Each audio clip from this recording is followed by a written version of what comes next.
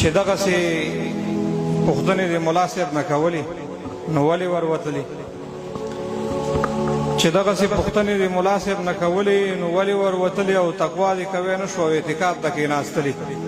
نو ولې وروتلې که لاس ورکې که غاړه او که یو ورکې که دواړه او تقوا دې هسې ملاړه چې نورو شیانو ته به څنګه ټینګېدلې نو ولې وروتلې